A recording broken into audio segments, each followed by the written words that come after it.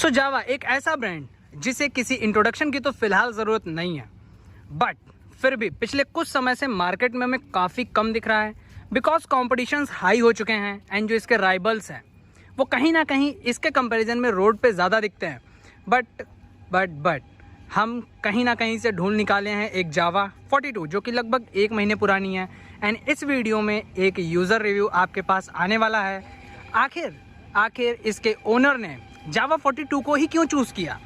वो क्लासिक 350 पे भी जा सकते थे या वेट कर सकते थे नेक्स्ट जनरेशन क्लासिक 350 का, होंडा हाइनस का भी उनके पास ऑप्शन था, बट दोनों को डिश करके वो इस पे क्यों आए, वाई।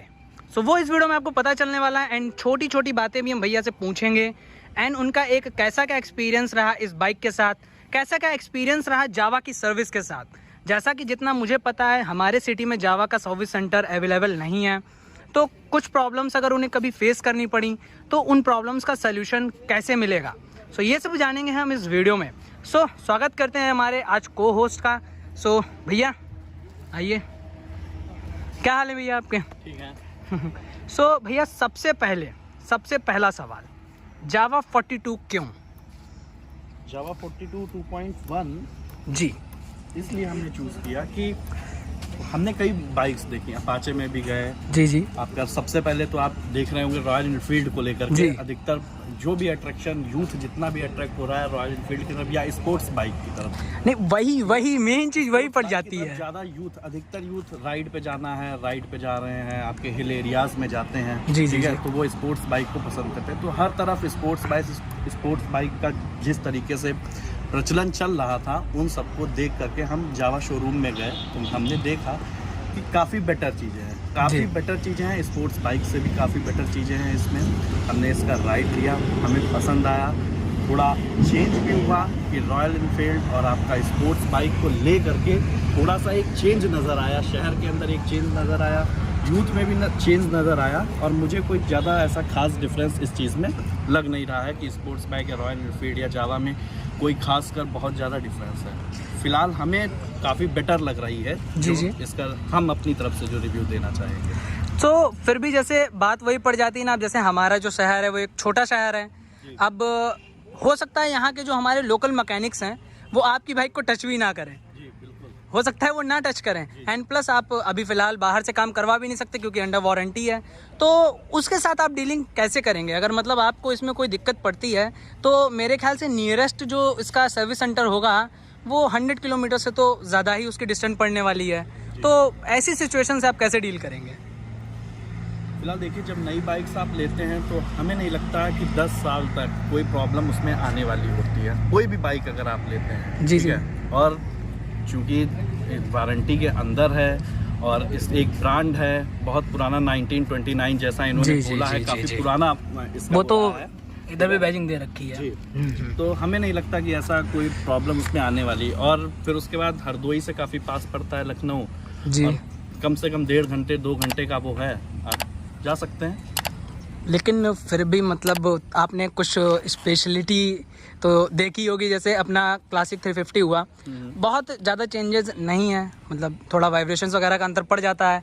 प्रेजेंट टाइम में अपनी सिटी में क्लासिक 350 ऑलमोस्ट 2 से तीसरी बाइक में क्लासिक 350 दिख जाती है एंड साथ ही साथ आप चाहते तो आप वेट कर सकते थे।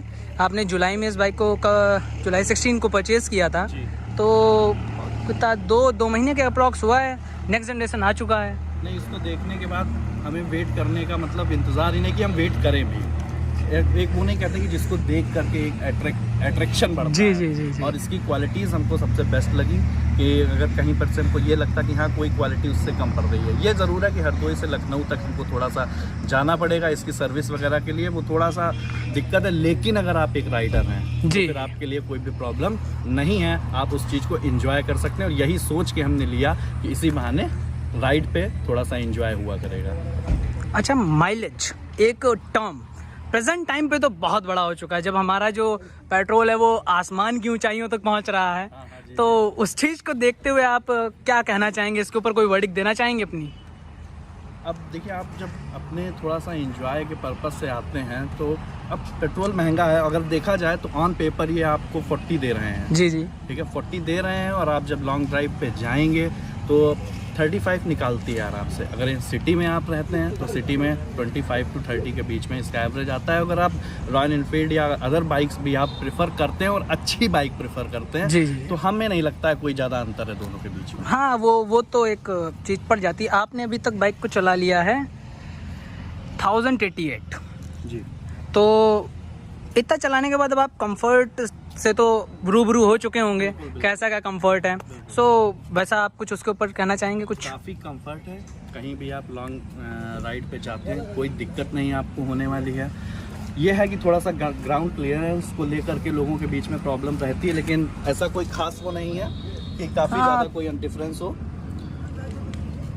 थोड़ा कम पड़ जाता है, बट हमारे शहर में तो इतने बड़े बड़े ब्रेकर बने हुए हैं, वहाँ पे कैसे डील करते हैं आप? नहीं, वो उस चीज़ का हमने थोड़ा सा प्रॉब्लम फेस की है। जी, एक बार नहीं, शायद 5 से 6 बार हम देख चुके हैं कि हल्की सी भी अगर ब्रेकर ऊंचा है या कहीं पे भी कुछ भी ज़्यादा रोड ख़राब है तो नीचे आपका छू जाना है, नीचे आपकी बाइक टच जरूर हो जाती है ग्राउंड में। तो थोड़ा सा ग्राउंड क्लियरेंस को लेकर के इसमें प्रॉब्लम है, वो भी कोई इतनी नहीं है। ठीक है, बैलेंसिंग काफ़ी अच्छी है गाड़ी की।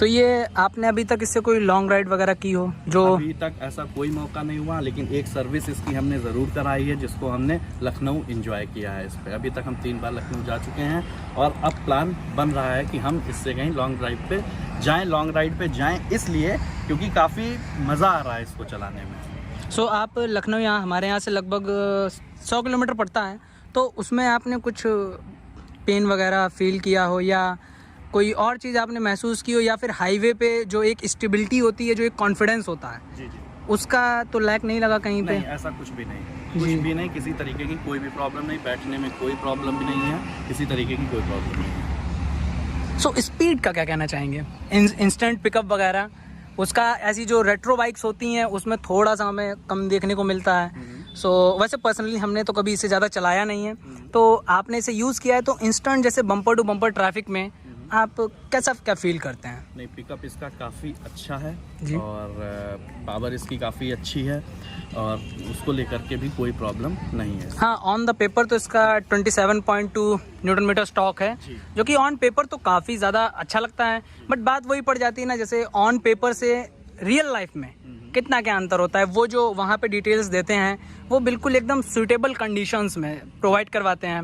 सो उसी से ही मतलब हमें लगा हो सकता है थोड़ा बहुत पड़ता हो। थोड़ा बहुत तो डिफरेंस होता ही ऑन पेपर और रियल लाइफ में, ये तो होता है क्योंकि अगर आप एवरेज भी वहाँ चेक कराते हैं तो वो आपकी बाइक्स मशीन पे खड़ी करते हैं, एवरेज चेक करते थे कि देखिए सर हमने आपको इतना लिख के दिया, इतनी निकाल ली। लेकिन जब आप रियल लाइफ में चीज़ों को ले करके आते हैं तो शायद हमें लगता है इतना कंपेरिजन करना सही नहीं रहता है और चीज़ें काफ़ी बेटर रहें। सो एक चीज़ मैंने इसमें और नोटिस की, आपने अप्रॉक्सीमेटली 2.5 लाख रुपए खर्च किए हैं एंड बाइक में आपको हेलोजन लाइट मिल रही है। सो विजिबिलिटी वगैरह के बारे में कोई टिप्पणी देना चाहेंगे? असल हेलोजन लाइट अब कहीं ना कहीं थोड़ी सी आउटडेटेड लगने लगी है, सो उसके बारे में कुछ कहना चाहेंगे? जैसे अपने शहर में स्ट्रीट लाइट्स भी कम है बाकी सिटीज़ के कंपैरिजन में, तो नाइट के टाइम पे कोई प्रॉब्लम वगैरह आपने कभी फेस की हो विजिबिलिटी को लेके? ऐसा कोई प्रॉब्लम नहीं आया है, लेकिन हाँ हमको कई बार लोगों ने सजेस्ट किया कि इसमें जो हेलोजन लाइट लगी हुई है उसको आप चेंज करवा दें। और आप तो आजकल देख ही रहे हैं जिस तरीके से लोग अपनी बाइक्स को मॉडिफाई कराते हैं। जी, ठीक है, तो हमने भी कहीं ना कहीं सोचा था, लेकिन हेलोजन लाइट अब वो है कि ज़माना एक तरीके से नहीं, लोग बदल चुके हैं तो उसको ज़्यादा पसंद कर रहे हैं, तो ऐसे कोई वो नहीं है। हाँ, हेलोजन लाइट अगर आप चेंज करवाना चाहते हैं तो चेंज करवा के वाइट लाइट में कन्वर्ट करवा सकते हैं। सो अभी तक आपने जो लगभग 1000 किलोमीटर बाइक को चला लिया है, कोई प्रॉब्लम लगी हो आपको बाइक में जिससे आप थोड़ा सा भी डिसपॉइंट हो? कमी का अब इसमें हम आपको क्या बताएं कि अगर इसकी कोई निगेटिव चीज़ है तो जब हम इस बाइक को ले करके आए थे तो इसमें एक थोड़ी सी ये छोटी सी प्रॉब्लम ग्राउंड क्लियरेंस, और दूसरे नंबर पर हम बोलेंगे कि इसमें हीटिंग प्रॉब्लम थोड़ी सी आ रही थी कि आप बिना शूज़ के या आप लोवर में इसको पहन के चला नहीं सकते थे। जीन्स वगैरह पहन के ही आप इसको यूज़ कर सकते थे कि आप अगर आप थोड़ा सा भी 10 किलोमीटर या 20 किलोमीटर गए हैं तो इतना ज़्यादा हीट करती थी तो थोड़ी सी बहुत ज़्यादा दिक्कत होती थी। लेकिन आफ्टर फर्स्ट सर्विस ये प्रॉब्लम पूरी तरीके से रिजॉल्व हो गई, क्योंकि जब आप कोई नई बाइक्स लेते हैं तो उसके पार्ट वगैरह थोड़ा सा रब करते हैं, खिंचते हैं, तो हमें लगता है इस वजह से ऐसी कोई प्रॉब्लम थी। वहाँ भी उन्होंने यही बताया, लेकिन अब आफ्टर फर्स्ट सर्विस ऐसी कोई भी दिक्कत इसमें नहीं आ रही है। एक शायद हमारे अकॉर्डिंग जी। 45 डेज हमको इस बाइक को लिए हो चुका है, और इस तरीके की ऐसी अभी तक इन 45 डेज में मुझे कोई भी प्रॉब्लम नहीं आई है बाइक को लेकर के। मतलब कुछ भी एक बिल्कुल परसेंट भी कुछ भी मुझको ऐसा नहीं लगा कि अरे हमें ये अभी तक ये नहीं लगा है कि मैंने बाइक को लेकर के कोई गलती की है किसी भी तरीके की। तो मतलब अगर इस प्राइस पॉइंट पे आप किसी को अपने को सजेशन देना चाहें तो आप any day any how classic, ये मतलब इसे 42 को जावा कह देंगे, ले सकते हो आप क्लासिक 350 के ऊपर। हाँ बिल्कुल, हम तो एक बार आपसे एक ज़रूर बोलेंगे कि जो रॉयल इनफील्ड में जा रहे हैं और वो ले रहे हैं, वो एक बार जावा ले करके देखें, उसकी राइड ले करके देखें, और काफ़ी बेटर फील करेंगे वो। दरअसल वो थोड़ा अंतर उसका भी पड़ जाता है। जैसे आपने इतनी हिम्मत की, आप अपने शहर से निकल के दूसरे शहर में गए, बाइक को आप यहाँ पे लाए, एंड अगर आपको भगवान ना करे मतलब कभी कोई भी इशू पड़े बाइक में तो आपको वेट करना पड़ेगा। हाँ, तब शायद थोड़ी सी प्रॉब्लम आ सकती है अगर कभी कोई दिक्कत थोड़ी सी होती, क्योंकि हरदोई में कोई भी इसका शोरूम नहीं है। लेकिन अब बात हुई थी जब उनसे, तो उन्होंने बोला था इन 2 मंथ्स या 3 मंथ्स में वो हरदोई में जावा का शोरूम ले करके आ रहे हैं। अगर मेरी बाइक्स हरदोई में थोड़ी पहुंच जाती हैं 5 से 6, अगर वहाँ पे कोई ले लेता नहीं, अपने शहर में तो मेरे ख्याल से 2.1 तो ये एक ही है। हाँ, एक ही है, 2.1 एक ही है 2.1। सो वही चीज़ है, मतलब थोड़ा पसंद की बात पसंद की बात होती है। और फिर वही है कि हाँ, अगर कभी कोई प्रॉब्लम आती है तो उसके लिए थोड़ा सा वेट करना पड़ सकता है हरदोई वालों को। हाँ, ये तो क्योंकि हरदोई में इसका शोरूम नहीं है, ये तो बात पड़ जाती है। सो ये आपको एग्जैक्टली कितने की क्या पड़ गई थी जब आपने बाई की थी? On paper 2,26,637 rupees. जी जी। और उसके बाद इसमें जो एक्स्ट्रा चीज़ें हैं, जैसे कि सीट कवर है, आपका बैक सपोर्टर है, ठीक है, आपके लेग गार्ड्स हैं।